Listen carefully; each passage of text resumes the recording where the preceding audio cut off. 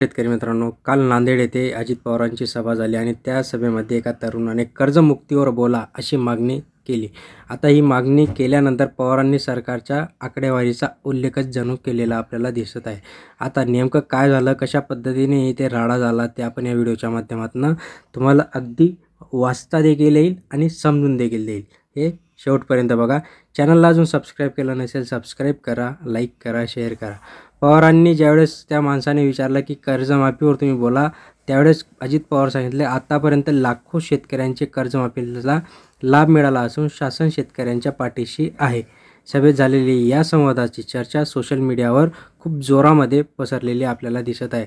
नांदेड जिल्ह्यातील देगलूर उमरी तालुक्यात पक्ष प्रवेश सोहळ्यासाठी आलेले राज्याचे उपमुख्यमंत्री आणि राष्ट्रवादी काँग्रेस पक्षाचे राष्ट्रीय अध्यक्ष अजित पवार यांनी या सभेतील एका प्रकारची चर्चा होत होती।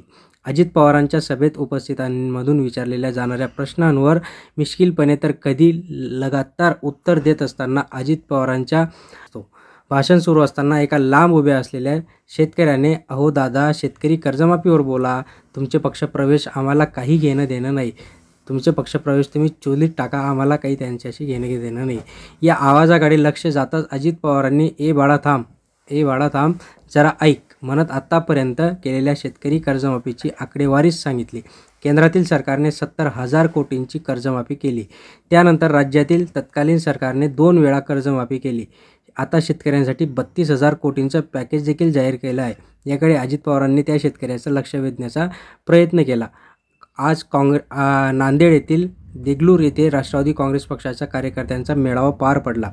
राष्ट्रवादी काँग्रेस पक्षाचे शरदचंद्र पवार व इतर पक्षातील पक्ष प्रमुख, माजी नगराध्यक्ष असे नगरसेवक, अनेक कार्यकर्त्यांसह त्यांनी जाहीर पक्षप्रवेश केलेला आपल्याला दिसला। म्हणजे शरदचंद्र पवार यांच्या गटातमध्ये या गटात आता उडी मारली। पुढील वाटचालीसाठी शुभेच्छा दिल्या, पक्षाची विचारधारा समजावून सांगितली। आगामी काळात जिल्हा परिषद, तालुका पंचायत, नगरपालिका, महानगरपालिका निवडणुका आहेत।